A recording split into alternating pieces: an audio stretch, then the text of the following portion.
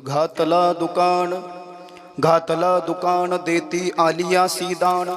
संत उदार उदार भरले अनंत भंडार।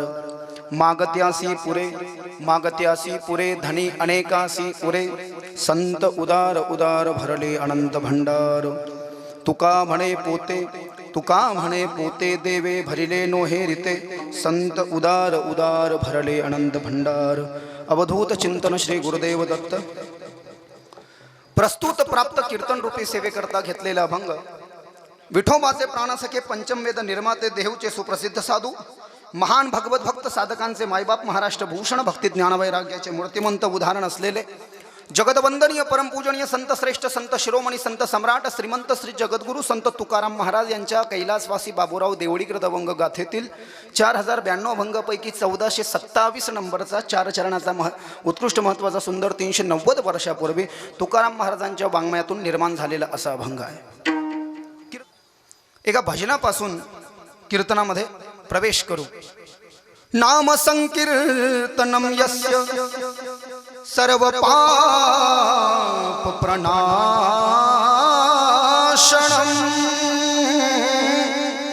प्रणामो दुःख शमना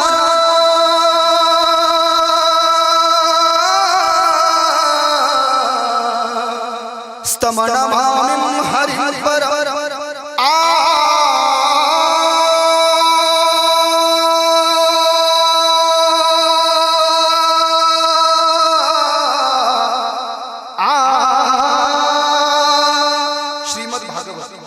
स्कंद नंबर 12 आणि अध्याय नंबर 13 भागवताच्या शेवटच्या स्कंदातला शेवटच्या अध्यायातला हा शेवटचा श्लोक आहे।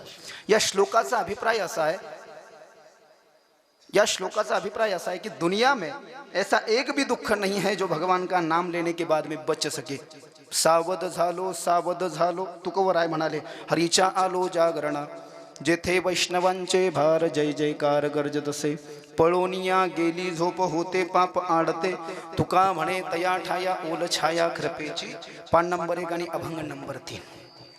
म्हणून भगवान श्री योगीराज सिद्धेश्वर महाराजांच्या चरणामध्ये समर्पित भजन अभंगच मुद्दाम संताचा घेतला। याच्यामध्ये काही महाराजांबद्दल बोलता यावं। घातला दुकान देती आलिया सीदान। जगद्गुरु संत तुकाराम महाराज या अभंगाच्या द्वारे असं सांगतायत संतांनी दुकान घातला। नीट आहे का? संतांना दुकान घातला पण कोणता? खरे संत वेगळे आणि बोगस संत वेगळे। बोगस संत वेगळे। बोगस लक्षात घ्या। खरे संत म्हणजे सद्गुरु श्री सिद्धेश्वर महाराज, शिर्डीचे साईबाबा, संत गजानन महाराज आदी करून वारकरी संप्रदाय संत ज्ञानेश्वर महाराजापासून अगदी शेवटच्या निळोबा महाराजापर्यंत नाही त्या शंकर स्वामीपर्यंत ज्यांचा विना तुकाराम महाराजांच्या निळोबा रायची जी परंपरा संत बहिणाबाई आणि शंकर स्वामी वैजापूर शूर बंगल्यामध्ये लाभलेली ती दिव्य परंपरा या संतांपासून आदी करून संतांना दुकान घातलं म्हणले। पण फरक एवढा आहे काही संतांना खरोखर जगत कल्याणाकरता या ठिकाणी दुकान घातलं आणि त्यांच्या दुकानामध्ये माल विकल्या जात नाही तर मालाचं दान दिल्या जातं। याच्या उलट काही जे संत आहेत म्हटले त्या संतांना दुकान घातलंय पण तो लुटाईचा दुकान घातलाय। लोकांना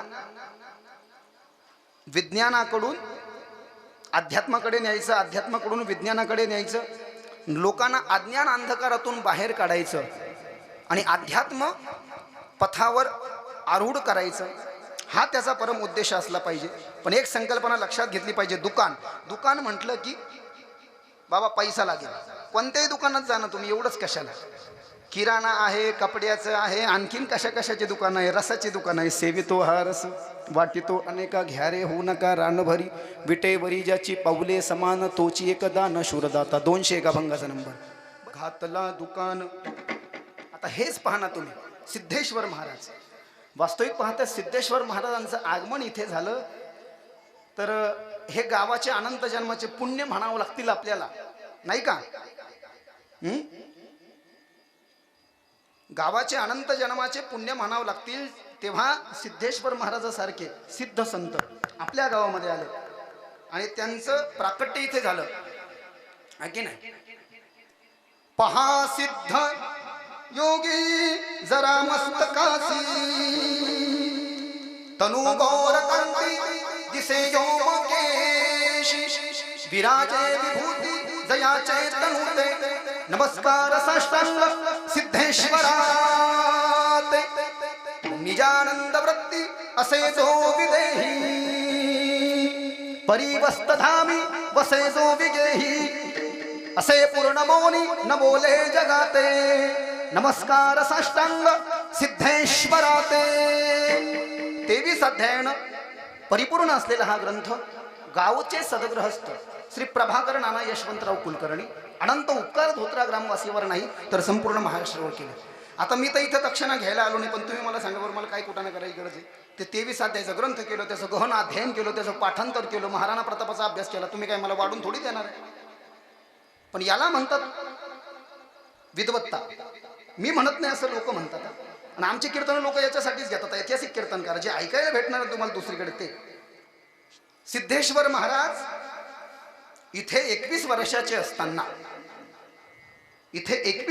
असताना त्यांचं प्राकट्य झालं. 6/10/1859 तारीख बरोबर आहे. 6/10/1859 वार गुरुवार. आणि मग ते गावात आले आणि विचारलं चावडी किधर आहे. ज्याला विचारलं ते पोरग घाबरलं, घरी जाऊन झोपलं.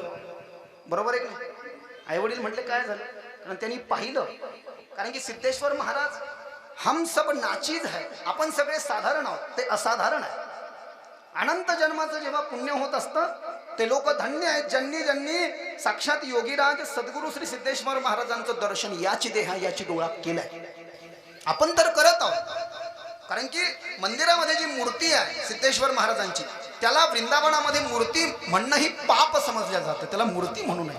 आपण म्हणत असू महाराष्ट्रामध्ये हरकत नाही, लेकिन हमारे वृंदावन में भगवान की जो मूर्ति होती है ना ठाकुर बाकी बिहारी की बंधुओं, उसको मूर्ति समझना भी पाप समझा जाता है. मूर्ति नहीं, कहा जाता है कि साक्षात ठाकुर जी बैठे हैं. तो ऐसे ही मैं कहना चाहता हूँ कि आपके गांव में जो भगवान सिद्धेश्वर जी है वो मूर्ति नहीं, वो आज भी साक्षात बैठे हैं. जाकी रही भावना जैसी ताक्यो मिलो फल तैस्यो. ज्याची भावना जशी आहे त्याला तसे अनुभव येत राहतील. सावडी विचारलं पहिल्या अध्यायामध्ये, सगळ्यांना दही दूध नेलं, काहीच घेईना. लोकांना कुतर्क केलं, मोनी दिसतात बुवा, योगी दिसतात. कोणी म्हणले बुवा आपल्याला लुटायला आले. असा अध्याय ते बरं का.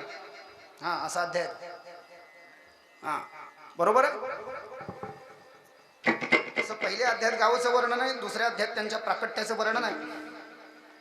तिसऱ्या अध्यायामध्ये मग ते गावामध्ये आले, नारायणाची भाकरी खाल्ली त्यांनी. ते कोणाला बोलत नसत, ते पूर्ण दिलंय ना. असे पूर्ण योगी न बोले जगाते. कमी बोललं पाहिजे, वायफट बडबड टाळली पाहिजे. आपण गाडीत गेलो, कोणाला काही सांगतो मला याचा फोन आला, मला अरे काय आहे. जास्ती बोलतान तर लवकर गसकतान. किसी संत ने कहा है बोलना यदि काव्य है, बोलना यदि काव्य है तो मौन रहना महाकाव्य है. तुम्ही जेवढं बोलतान तेवढं लवकर देवाला प्रिय होतान, भगवान को प्यारे हो जाओगे. जनाजा उठाया जाएगा, मौत को गले लगा लिया जाएगा. कम बोलना, कमी बोलायचं. मी बोलत नाही, अजिबात बोलत नाही. म्हणजे समोरच्याला येड्यात काढतो असं बी नाही. समोरचा माणूस तेवढा वजनदार असला तर बोलावं बी लागतं, नसला तर द्यायचं सोडून, खिसकून घ्यायचं तिथून. क्योंकि गांधी जी ने भी कहा यदि जीवन को या जीवनाला जर का वाढवायचं आहे, 3 बंदर गांधी जी के, बुरा मत देखो, बुरा मत सुनो और बुरा मत कहो. घाण नका पाहू, घाण नका ऐकू आणि घाण नका बोलू. घाण पाहत असलं, घाण दिसत असेल खिसकून घ्या तिथून. घाण ऐकत असेल खिसकून घ्या तिथून. आणि घाण कोणी बोलत असेल तर बोलायला विवश होऊ नका. का सांगतो कारण ऐका. कितीही पारायणं केली असतील, कितीही पुण्य केलं असेल, या मुखानं तुम्ही भगवंताचं नाव घेतलं असेल, पण त्या भगवंताचं नाव अनेक वर्षापासून तुम्ही या मुखातून घेत असाल आणि एकदा जर का या मुखानं जर का तुम्ही कोणाची निंदा केली तर तुमची साधना व्यर्थ केली, तुमची साधना व्यर्थ केली. म्हणून जीवनामध्ये 3 गोष्टी पाहिजे. जीवनामध्ये शुद्धता पाहिजे 1, जीवनामध्ये साध्यता पाहिजे 2 आणि जीवनामध्ये सिद्धता पाहिजे 3. काय म्हटलं मी? जीवनामध्ये शुद्धता पाहिजे 1, जीवनामध्ये साध्यता पाहिजे 2 आणि जीवनामध्ये सिद्धता पाहिजे 3. शुद्धता, पवित्र तो देह वाणी पुण्यवंते जो वदे अच्युत सर्व काळ. 1049 अभंगाचा नंबर. 4 चरण. जीवनामध्ये शुद्धता पाहिजे. भगवंताचं नाव घेत ना तुम्ही सिद्धेश्वर महाराजाचं, आपोआप वाणी पवित्र होत जाईल.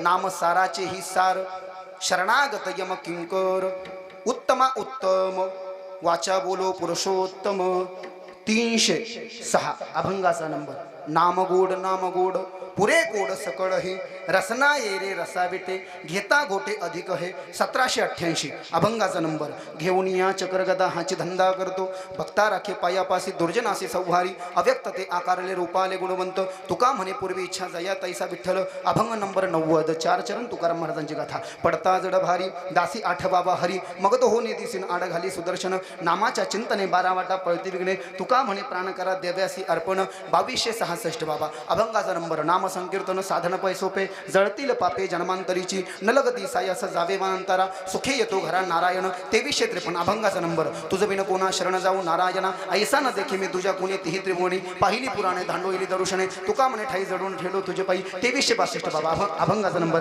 रिकामे तू नको म्हणा राहो क्षण क्षणाही वेळोवेळा परायण नारायण हेची करी 2462 अनेक प्रमाणानं युक्त असलेली तुकाराम महाराजांची गाथा या जगामध्ये एवढे प्रश्न निर्माण होणार नाही जितके तुकाराम महाराजांना आधीच उत्तर ठेवून दिले फक्त त्या गाथ्याची शुद्धतेनं सिद्धतेनं साध्यतानं साधना करणारा वारकरी पाहिजे त्याला उकळून पिणारा पाहिजे आणि त्याला पाठांतर करणारा पाहिजे तेव्हाच आनंद येईल लक्षात घ्या कीर्तन म्हणजे उग हे अशी कीर्तन गंज ऐकली आपण एक था राजा एक थी रानी दोनों मर गए और खत्म कहानी क्या हासिल किया उससे कहाँ पे गए तो कहाँ पे भी नहीं क्या लाया तो कुछ भी नाही ग्लास तोडा 12 आणा घेणं देणं कंदील लावून येणं माळ्याची मागा कोल्याचं भांडण दोन म्हणे हिंदी एक मराठी याला प्रमाण आहे का तुकाराम महाराजाचं जन्मासी येऊन काय केले तुवा मुद्दल गमाविले कारेना फरसी मागारा अजून तरी फजित खुरा 2168 2168 अभंगाचा नंबर 4 चरण तुकाराम महाराजांची गाथा विठ्ठल अनेक प्रमाणानं युक्त असलेली तुकाराम महाराजांची गाथा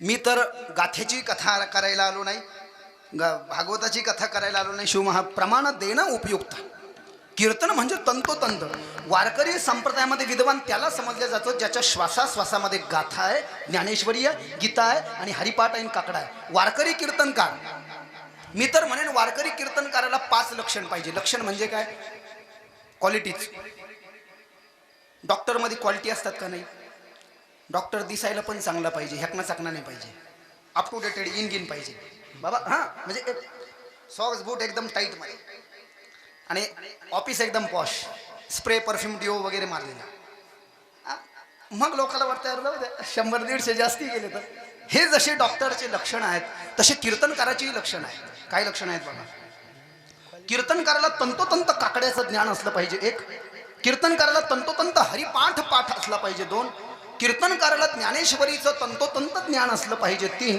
कीर्तनकाराला कमीत कमी तुकाराम महाराजाच्या गाथ्याचं ज्ञान असलं पाहिजे 4 आणि कीर्तनकाराला गीतेचं ज्ञान असलं पाहिजे 5 हे 5 लक्षण आहे कीर्तनकाराचे बरं का किती लक्षण आहे कीर्तनकाराचे 5 आणि मी तर म्हणेल जास्ती जर का पुढे जायचं असेल तर कीर्तनकाराला अनेक विषयाचा अभ्यास पाहिजे माझ्यामध्ये कमीत कमी 32 विषयाचा अभ्यास कीर्तनकाराला पाहिजे वेदांत 1 व्याकरण 2 उपनिषद 3 वेद 4 श्रुती 5 पुराण 6 संस्कृत 7 तत्वज्ञान 8 रुचा 9 संहिता 10 वास्तु 11 ज्योतिष 12 कृषिस 13 स्थापत्य 14 आयुर्वेद 15 ज्ञानेश्वरी 16 गाथा 17 हरिपाठ 18 काकडा 19 चांगदेव 65 20 विचार सागर 21 प्रतिप्रभाकर 22 संत लीलामृत 23 संतांचे चैत्र 24 भक्ती विजय 25 भावार्थ रामायण 26 एकनाथी भागवत 27 श्रीमद भगवत गीता 28 विष्णू सहस्रनाम 29 पंचदशी 30 पंचकरण 31 सार्थ अनुभवामृत अनुभव वशमत 32 येत असंतर गायन 33 पावल्या 34 that is the perfect Warkari कीर्तनकार to you know my dear Vitthal Vitthal Vitthal कवा करायचं हे एवढं हा आजी सोपं आहे वय एक वबी पाठ करायला कितीतरी रक्त लागतंय भाऊ आणि असं गायन शिकायला साधना लागते सोपं आहे का सौ निसा गम धम गम धम गम गोरे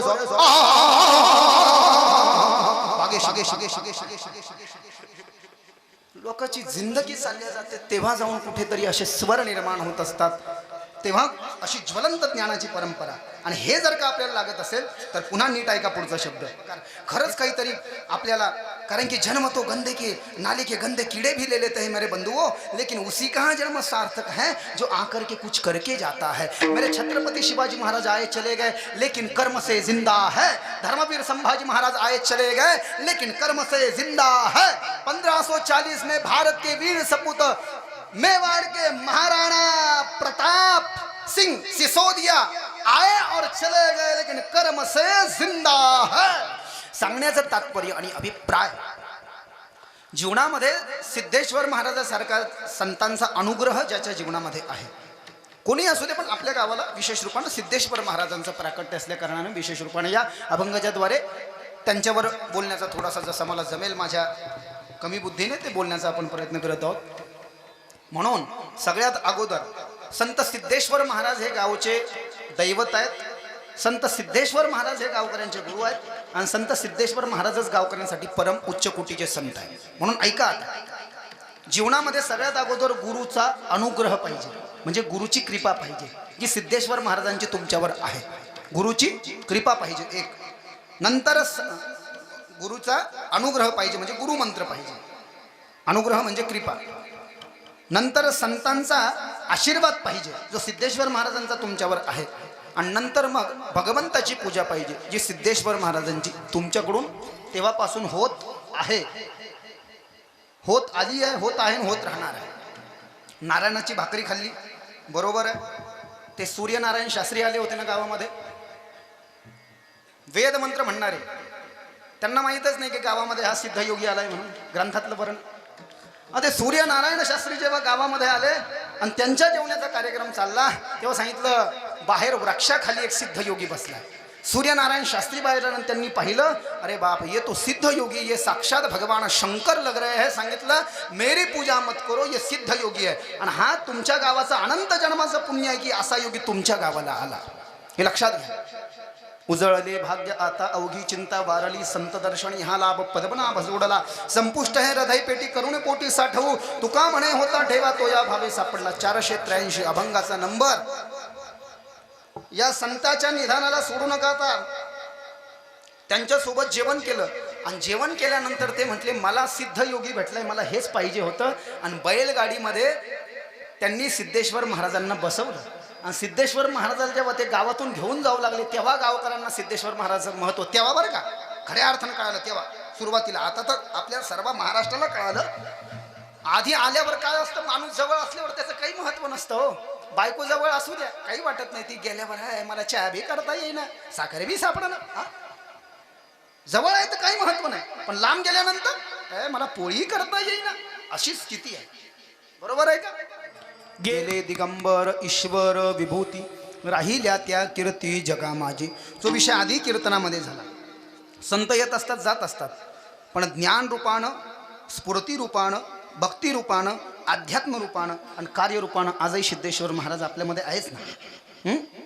नैनम छिंदंती शस्त्राणी नैनम दहती पावका न चैनम क्लेदयंतापो न शोषयति मारुत. भगवान श्री कृष्ण ने अर्जुन को गीता में कहा था कि आत्मा को काटा नहीं जा सकता, भिगोया नहीं जा सकता और उसको पानी में डुबोया भी नहीं जा सकता और उसको जलाया भी नहीं जा सकता. म्हणून जातात पण विचारानं कार्यानं. जसे महाराणा प्रताप शिवाजी महाराज, सिद्धेश्वर महाराजही आपल्यामध्ये पाहण्याची दृष्टी.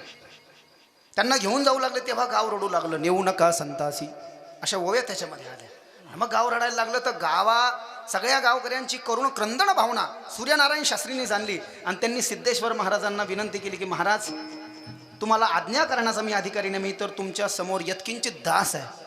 तुम्ही या गावाचे भाग्यविधाते आहात आणि या गावाला तुमची गरज आहे. म्हणून या गावाचं कल्याण करण्याकरता तुम्ही इथे अवतीर्ण झालात, म्हणून तुम्ही इथेच थांबान सांगितलं. आजपासून हेच तुमचे मायबाप, हेच तुमचे भगवंत, हेच तुमचे ईश्वर, हेच तुमचे गुरु सद्गुरू. आता माझी पूजा करू नका, माझ्या तिकडे फिरकू नका, हेच तुमचं दैवत आहे.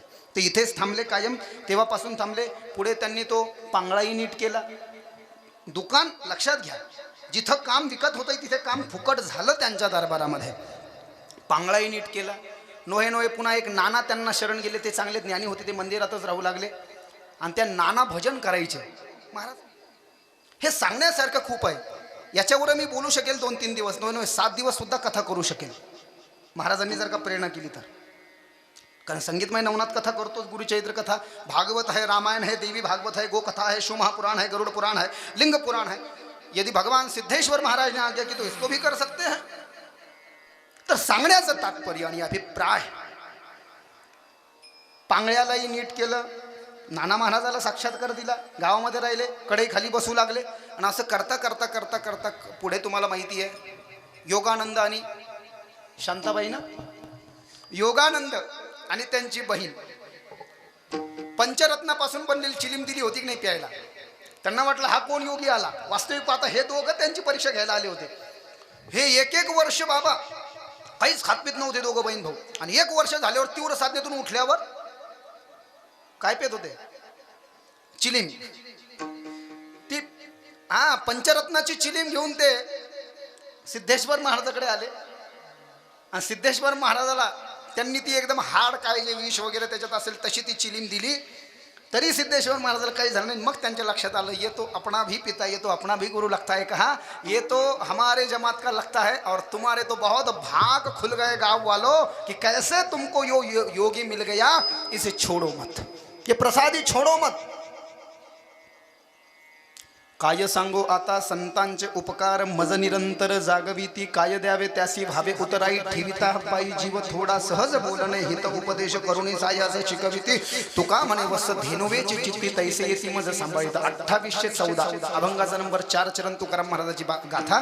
आणि मग सिद्धेश्वर महाराज आपल्यासाठी अशी माऊली आहे जशी वासनाच्या मागे गाय, भक्ताच्या मागे भगवंत, लेकराच्या मागे माय, तशी धोत्रेकर ग्रामवासियांच्या मागे सिद्धेश्वर महाराज तेव्हापासून होते आहेत आणि राहतील. नव्हे ते महाराष्ट्राचं दैवत आहे. जाणून घ्यावं, परखून घ्यावं. एक संत सेवालाल महाराज झाले त्या बंजारा समाजामध्ये, जानजो छानजो पछच मानजो. काय म्हटलं ते, जानजो छानजो पछच मानजो, त्यांची भाषा आहे ती. गौर बंजारा, जानजो फांजो पछच मानजो म्हणजे पहिले तुम्ही अगोदर नीट पहा, मंथन करा आणि वाटलं गुरु आहे तरच जा. उगा कोणी बळजबरी केली म्हणून उगा नंतर बोलत बसू नका. तर बऱ्याच जणांची स्थिती झाली, गुरु मंत्र घेतला आणि गुरु गेला जेलमध्ये. अरे काय, म्हणून मला जानजो छानजो पछच मानजो. पहिले तुम्ही अगोदर नीट विचार करा, मग शरणदान, मगच गुरु माना. अशा एकंदरीत माझ्या दृष्टीने मला जेवढा अभ्यास करायला, मी तर अज्ञानी आहे, विद्यार्थी आहे, मी काही बाबाही नाही. बाबा ते भगवं घालायचो मी, तर लोकांना मला संन्याशी केलं. मी तो बाल बच्चे बाला म्हणलं नको बाबा, संन्याशी कशाला रिकाम काम होय. भगवत शिवाजी महाराज वारा अंगात आहे म्हणून ते होतं. आता हे पिवळं धरलं, कधी कधी काळं बी लावतो, पांढरं बी लावतो, वर्ष 7-10 वाजता अलग अलग राहतात. सांगण्याचं तात्पर्य आणि अभिप्राय, माझ्या बोलण्याकडे लक्ष द्या. जे सिद्धेश्वर महाराजांची अनंत कृपा 1859 पासून 1914 पर्यंत प्रत्यक्ष स्वरूपामध्ये गावकऱ्यांना ती ऊर्जा मिळाली, ती ऊर्जा आजही आपल्याला मिळत आहे. त्यांची विशिष्ट जर का ऊर्जा आपल्याला लागत असेल, त्यांच्या मंत्राचा जप करावा, सकाळ संध्याकाळ आरती करावी, ते पारायण वाचावं. मी सुद्धा वाचलं, तर एकदाच वाचलं तर माझ्या दिमागामध्ये खूप प्रकाश पडला. तो ग्रंथ उशिरा आला मला. मी मागच्या वर्षी जेव्हा कीर्तन आलो मला माहीतच नव्हतं. दौड साहेबांना मी म्हणू लागलो कशाचं मंदिर आहे, कशाचं मंदिर आहे. म्हणलं महादेवाचं आहे का, नाही ते म्हणले सिद्धेश्वर महाराजाचं आहे. माझ्या डोक्यात मुंगी आलं, म्हणलं नुसतं सिद्धेश्वर महाराजाचं मंदिर कसं. नंतर मला आल्यावर कळालं शिर्डीपेक्षा आणि शेगावपेक्षा त्याच तुलनेचं हे मंदिर आहे, कारण ते त्यांचे समकालीन संत आहे. म्हणून या मंदिराचा आणखीन विशेष प्रचार प्रसार कसा होईल, हे ग्लोबलाइज कसं होईल, हे हायटेक कसं होईल, सोशल मीडियावर यांची पब्लिसिटी कशी होईल. जसं शिर्डी हायटेक झालं आणि गजानन महाराजांचं शेगाव हायटेक झालं, तर कशा करता सांगतोय मी, कमवण्याचा उद्देश नाही. ते तर सिद्धेश्वर महाराजांनी स्वतःच कमवलंय त्यांच्या प्राकट्यामुळे आणि गावाचंही नाव केलं. पण हे सिद्धेश्वर महाराज असं दैवत आहे आणि संभाजीनगरचं भूषण आहे, सिल्लोड तालुक्यामध्ये आहे, हे बऱ्याच जणाला माहिती नाही. म्हणून माहिती व्हावी की साईबाबा आणि गजानन महाराजाचे समकालीन संत त्याच दर्जाचे, त्याच ऊर्जाचे, त्याच उच्च कोटीचे, आणि 3 जण 3 दिशेला, एक शिर्डीमध्ये, एक शेगावला आणि एक आपल्या धोत्र्यामध्ये, हे लोकांना जास्तीत जास्त माहिती व्हावं. म्हणून असे हायटेक लोक धरा, शंभू गावाळे नका धरू. खरंच सांगतो मी तुम्हाला, असे बोलणारे सुद्धा असे खतरनाक असले पाहिजे, आग लावली पाहिजे त्यांना. गावाला नाही हा, म्हणजे अंतकरणामध्ये व्याख्यानातून अशी आग लावली पाहिजे. नाही तर काय मग एक थनाच्या एक थिरा आणि दोन मर्गे खतम कहाणी. मी तर वारंवार तेच सांगतो. म्हणून असे असलेले सिद्धेश्वर महाराज आधी करून सगळे संत. तुकाराम महाराज म्हणतात एकंदरीत मी जेव्हा सगळ्या संत विचाराचा अभ्यास केला तेव्हा माझं एक लक्षात आलं की संतांनी त्यांच्या अनुभवावरनं भगवत प्राप्तीनं एक दुकान घातलाय, पण त्या दुकानामध्ये ते कुठल्याच प्रकारचा माल विकत नाही, तर ते माल ते दान देतात. संत उदार उदार भरले अनंत भंडार घातला दुकान देती आली असी दान. का संतांमध्ये उदारता आहे सिद्धेश्वर महाराजासारख्या संतांमध्ये, आणि का ते अनंताचे भंडार आहे सांगितलं. त्यांनी एक दुकान घातलं आहे. आता दुकान नावाचा काय म्हणता येईल मराठीमध्ये, संकल्पना म्हणा, कन्सेप्ट. दुकान म्हणलं लोकांच्या डोक्यात पहिले काय येईन बुवा, खिशात काहीतरी लागन बुवा, नाही तर खिशात नाही आणन मला बाजीराव म्हणा, असं जमत नाही ना. आणि आजकाल लोक उधार देईन. लोकांना लिहिलेलं असतं मित्रता घरी उधारी बंद, कृपया उधार मागू नये, हे लक्षात घ्या. आणि ज्याला दुकान टाकायचं त्यानं पहिले ते बोर्ड लावावं, नाही तर दिवाळ निघलंच म्हणून समजा, बरं का, हे लक्षात घ्या.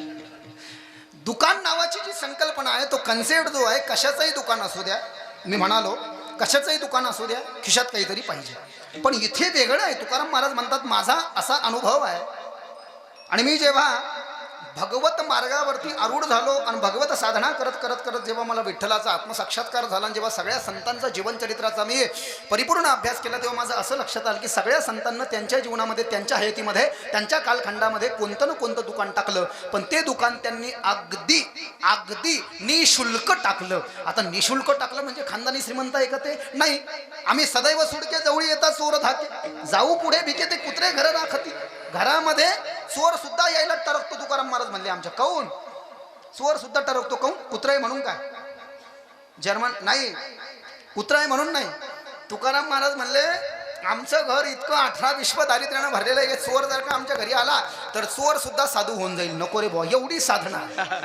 हा, स्वट्टा सुद्धा साधू होऊन जाईल. आणि स्वट्टा जर का साधू झाला तर करीन काय मग? हरिपाठव येईन आणि काकडा येईन, लोक म्हणते जाय घरी. त्याच्यामुळे स्वराला भीती वाटते. म्हणलं एवढं 18 विश्वानं दारिद्र्य आमच्या घरी, मग दारिद्र्यानंही परिपूर्ण आहे, धनही काही नाही आहे, लौकिक संपत्ती नाही, तरी देखील तुकाराम महाराज म्हणतात ज्ञानोबा रायानं हरिपाठा नावाचं दुकान घातलं, विचारसागर नावाचं दुकान घातलं, वृत्तीप्रभाकर नावाचं दुकान घातलं.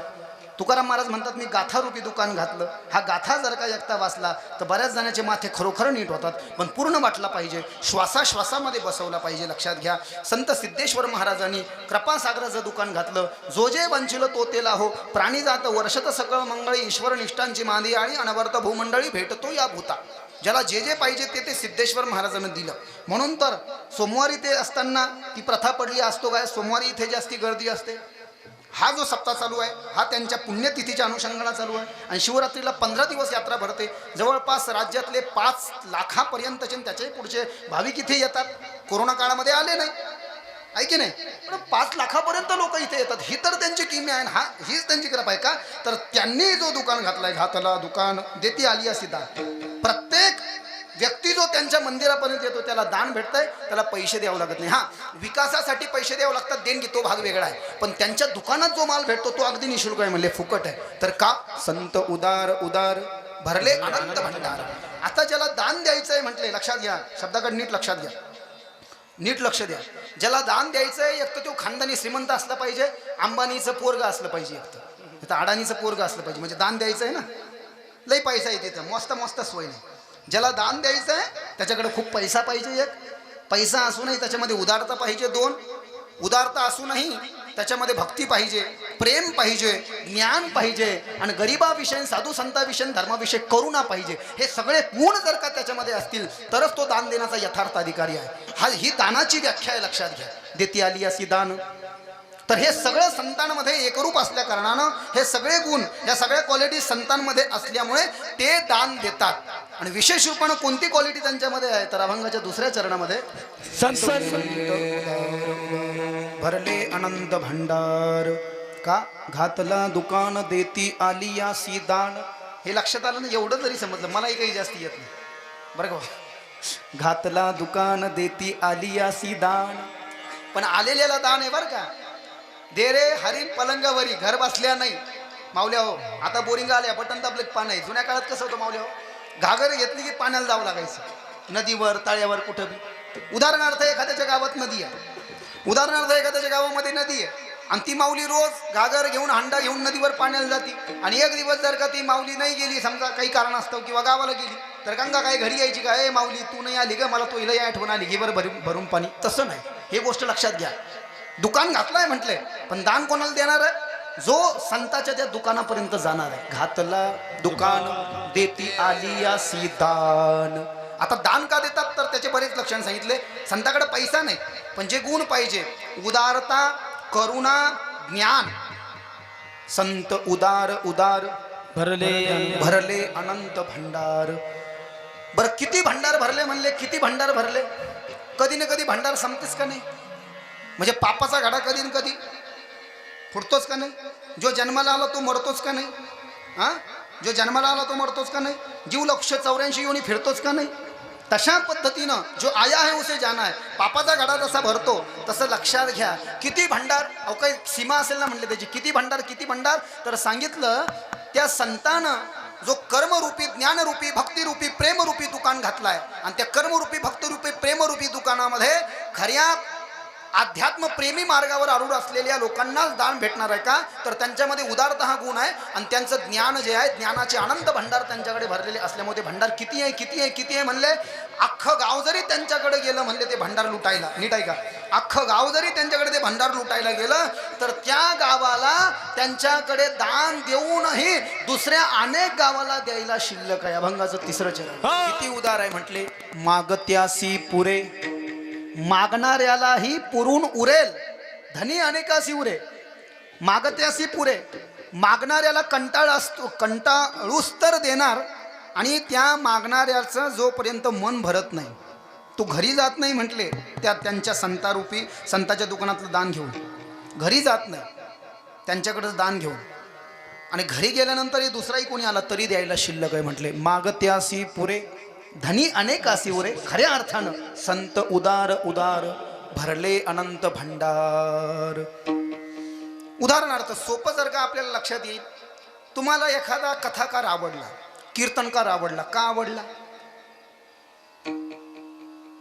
का आवडला? काहीतरी सांगायला विद्वान आहे, काहीतरी वेगळं पाहिजे. नाही तर तेच लोक म्हणते तेच सांगितोय, हो बाबा तेच सांगितोय, अभंग बदलतोय पण चिंतन तेच सांगितोय. हा, बरोबर आहे का बाबा? एखादा कीर्तन काय आवडला? आता मी आवडलो काय, झिंजा गिंजा मग आवडलो काय? हा, हे अभ्यास तुमचं म्हणणं झालं. मी 4 वर्ष आळंदीला साखरे महाराजांकडे राहिलो, 7 वर्षापासून वृंदावनला राहतो आणि 2 वर्ष हरिद्वारला राहिलो. एवढी साधनं असूनही मला वाटतं मी अपूर्ण आहे, कारण पूर्ण कोणी होऊच शकत नाही, पण करत राहिलं पाहिजे. ऐसा म्हणा लावी छंद, लावी रे अभ्यास. असाध्य ते साध्य करिता सायास कारण अभ्यास तुका म्हणे. William Shakespeare. इथं बऱ्याच जणाला आहे इथे शिकणारे, म्हणजे आपण सगळे शिकलेलोच आहे, पण करंटमध्ये शिकणं म्हणजे technology, hi-tech. Practice make man perfect. प्रॅक्टिसचा माणूस तयार. आता हे रियाज करत असताना तुम्ही सकाळी खालचे स्वर सा, तेव्हा असा आवाज जात असेल ना वरती, का डायरेक्ट असं बिना रियाजाचं होत नाही. तसं कीर्तनकारालाही वेगवेगळे अभंग घेऊन वेगवेगळे प्रयोग धरून बाबाही चांगलं वाजवताना अजून लई खतरनाक प्रॅक्टिस होईल. खतरनाक, 1 नंबर आहे की नाही. सांगण्याचं तात्पर्य कारण अभ्यास तुका म्हणे. तर एका जणाला देऊन दुसऱ्याही जणाकडे द्यायला त्यांच्याकडे शिल्लक आहे, ही त्यांची उदारता आहे. आणि माणसाकडे उदारता तेव्हाच असती जोपर्यंत अंतिम श्वासापर्यंत त्याचं संपत नाही आणि त्याच्याकडून काहीतरी वेगळं. उदाहरणार्थ कोण आहे सांगू शकाल का? एक कथाकार आहे आपल्या भारतवर्षामध्ये, त्यांच्या कथेमध्ये डबल काहीच ऐकायला भेटत नाही. काय नाव? महाराष्ट्रात नाही आहे, महाराष्ट्रामध्ये तर कथाकाराने पोस्टमार्टम करून टाकलंय कथेचं. सांगून पण सांगा वाटतंय बाबा. एक श्लोक माहीत नाही, भागवताचे किती स्कंद आहे भागवतकाराला माहीत नाही, अध्याय किती आहे माहीत नाही, त्याचे श्लोक किती आहे माहीत नाही, त्याची तिथी माहीत नाही, कोणी कोणाला सांगितलं हे माहीत नाही. त्याला मेन सोर्स म्हणतात. शिवमहापुराणाचे किती अध्याय माहीत नाही, त्याच्या संहिता किती आहेत माहीत नाही. याला म्हणतात पोस्टमार्टम. कथा कीर्तनाचं पोस्टमार्टम केलंय आपल्या महाराष्ट्रातल्या लोकांनी. टीका करत नाही मी. I am don't criticise to any other spiritual orator and the devotional singer. आणि म्हणून प्रत्येक कीर्तनकाराला माझं नम्र निवेदन आहे, प्रत्येक गायकाला माझं नम्र निवेदन आहे, गायक असू द्या वादक असू द्या, कमीत कमी गायकानं वादकानं 8-8 घंटे रोज रियाज केला पाहिजे. सकाळी 4 घंटे, संध्याकाळी 4 घंटे. आणि कीर्तनकारानं तुफान अभ्यास केला पाहिजे. मी काय याच्या पोटातून शिकून नाही आलो, पण दिवस रात्र मी तेच करतो, हे कर ते कर हे कर. मग ते लोकांना चांगलं बी वाटायला लागलं, लोकांनाही बोलायला लागले. आता ह्या बरगड्या तुटूस तर कीर्तन आहे बाबा, कथा आहे तरी कीर्तन हा माझा मुख्य विषय नाही. लोक म्हणते नाही नाही महाराज कथा नाहीत, कमीत कमी कीर्तन तरी द्या. तुमच्यामध्ये जर का क्वालिटी आहे समजा, हा suppose you have a much more perfect, you have a no need to murmur. Murmur करायची गरजच काय? जर का तुमच्या क्वालिटी तर काहीच मरमर करायची गरज नाही ना बाबा. आपल्या महाराष्ट्रात स्थिती कशी चालली, नाही नाही ठेवा तुम्हाच कार्यक्रम, मग मी येतो ना, मी घेतो ना सलटून. असं नाही, हा कार्यक्रम नाही आहे, हे अध्यात्म आहे. सिद्धेश्वर महाराजांना जसं लोकांना जागरूक केलं तसं कीर्तनकारही हा नारदाच्या गादीवर उभा आहे. कीर्तन करणारा शुकाचार्य आहे, मी नाही आहे, पण भागवतात सांगितलं बरं का. कीर्तन करणारा शुकाचार्य आहे, मृदंग वाजवणारा देवराज इंद्र आहे, गायन करणारे अर्जुन आहेत, टाळ वाजवणारे प्रल्हाद आहे, झांज बांधणारे उद्धव आहे, विना घेणारे देवर्षी नारद आहे, ज्ञानबा तुकाराम पावल्या खेळणारे भक्ती ज्ञान वैराग्य आहेत, आणि पुंडलिक वरदा हरी विठ्ठल हा जय जय जयकार करणारे सनक सनंदन सनातन सनत कुमार 4 आहे. अशी दिव्य परंपरा आपल्या कीर्तनाची. आणि इथं काही बी करावं का? हा तरणा भाग्यवंत नाचे हरी कीर्तनी नटखट यावे शुद्ध होऊन जावे. कीर्तनामध्ये नाचायला सांगितलंय, पावल्या खेळायला सांगितलं, ढोबा रखमाई पोस्टमार्टम करायला सांगितलंय का? नाचू कीर्तनाचे रंगीत ज्ञानात काय करायला सांगितलं ना, आपण करतोय का? अभंगावर बोलायला सांगितलं, अभंग राहतो एकीकडे लोक घुसतात. अरे बाबा जसं येईल जसं तुमच्या डोक्यात बुद्धीत घुसल तशा पद्धतीने त्याला सोडा, आहे की नाही? या 5 गोष्टी त्याच्यात या बा, काकडा हरिपाठ ज्ञानेश्वरी गाथा गीता, बस याच्यापेक्षा काय आहे? तुमच्यामध्ये जास्ती नॉलेज असेल तर चांगलेच आहे. Suppose you have a great scholar thinker आणि फिलॉसॉफर, तुम्ही विद्वान आहात, विचारवंत आहे, तत्वज्ञानी आहे तर चांगली गोष्ट आहे. पण नसेल येत तर काही कंपल्सरी नाही, पण त्याचं पोस्टमार्टम करू नका ना. तुम कौन होते हो कीर्तन परंपरा को बदनाम करणे वाले? येत नसेल तर माणसानं त्याच्यात हात घालू नये, घरीच बसाव तिकडे. येत, हा माफ करा थोडंसं स्पष्ट बोलतो, येत असेल तर करा, नसेल येत तर जाऊन द्या तिकडे, सोडून द्या. हे जे अनंत भंडारानं भरलेले जे संत आहेत हे लक्षात घ्या, नीट आहे का? रोज टीव्हीवरही आपण पाहतो, संतही आपल्याला ओळखता येत नाही. तो मला चाल रे म्हणून जायचं नाही बरं का. तुम्हाला जर का वाटलं खरं इथं जी गेलं पाहिजे मी याने या बाबाच्या पाय पडलं पाहिजे तरच पडायचं, विनाकारण नाही. नाही तर टीव्हीवर रोजच चालू येते, इस बाबा ने कर दिया बड़ा कांड. अरे भैया उसने किया ना, हमने तो नहीं किया ना. केलं कोणी, लोक बोलतात कोणाला. माग ते गंगापूरमध्ये एक येड आलं, ते फेमस सहजानंद बाबा, त्याच्यामुळे लोकांना आम्हाला ताण दिलं. पा रे बाबा चालला. अरे म्हणलं काय बाबा, कोण कर रहा है और कोण भर रहा है? हे तुमचंच जर का तुम्हाला समजत नसेल ना, मला माफ करा, मी तुमच्या मुलासारखं आहे. कीर्तन हे प्रबोधनाचं माध्यम आहे. ज्वलंतपणा निर्माण झाला पाहिजे कीर्तनातून. हे कीर्तन कथा ऐकून पारायण करून जर का रामभाऊ महाराज राऊत म्हणतायत आपल्यामध्ये बदलाव होत नसेल तर काय उपयोग आहे पारायण करून, काय उपयोग आहे कीर्तन करून? काहीच बदलाव होत नसेल आपल्यामध्ये. परिवर्तन तो यह संसार का नियम है, गीता में कहा. From here one moment change can change your life. इथालचा एक क्षण तुमच्या जीवनाला बदलला पाहिजे, काहीतरी घेऊन गेलं पाहिजे, काही घेऊन जाणार. ब्रह्मे भूत काया होत असे कीर्तनी कलियुगा माझी करावे कीर्तन, तेने नारायण देईल भेटी. कीर्तनाचे रंगी शक्ती अद्भुत ही अंगे. अनेक प्रमाण तुकाराम महाराजाचे या वरती आहे, पण सांगण्याचं तात्पर्य सिद्धेश्वर महाराज, साईबाबा, संत गजानन महाराज, संत ज्ञानोबराय, तुकोबराय, एकनाथ महाराज आदी करून हे संत खरे आहे. आताही प्राचीन नवीन मध्ये कोणी असतील तर आहे, त्याला ज्याची त्याची जशी श्रद्धा. माझ्या वडिलांची मिरासी गा देवा, तुझी चरण सेवा साधावया. तुम्ही जन्माला आल्यानंतर या वारकरी संप्रदायाच्या अनुषंगानं तुमच्या परिवारानं तुम्हाला जो दंडक घालून दिला की हे आपले गुरु आहेत, हे आपले संत आहेत, त्या मार्गावर आरूढ होणे. आणि असे जे संत, हा अभंग तुकाराम महाराज पण दृष्टिकोनामध्ये आज आपण मुख्य स्त्रोत संत सिद्धेश्वर महाराजाला ठेवलं. असे जे संत गावामध्ये आले आणि गावाचं भाग्य त्यांनी उजळवलं. संत उदार उदार भरले अनंत भंडार, मागत्यासी पुरे धनी अनेकासी उरे. असं काही झालं सांगा बरं? धोत्र्यात आले म्हणून काही धोत्र्याचंच भाग्य चमकलं का? आणव्याचे आले, पानवडोचे आले, आम्ही सगळे आले ना, म्हणून मागत्यासी पुरे धनी अनेकासी उरे. का? तुकाराम महाराज म्हणतात संत जेव्हा अवतीर्ण होत असतात तेव्हा जन्मासोबतच, त्यांच्या प्राकट्यासोबतच त्यांचं जे ज्ञानरूपी, कर्मरूपी, विवेकरूपी आणि साधनारूपी जे पोतं आहे ते पोतं देवानं एवढं भरलेलं असतं, जोपर्यंत त्यांचा अवतार संपत नाही. अभंगाचा शेवटचा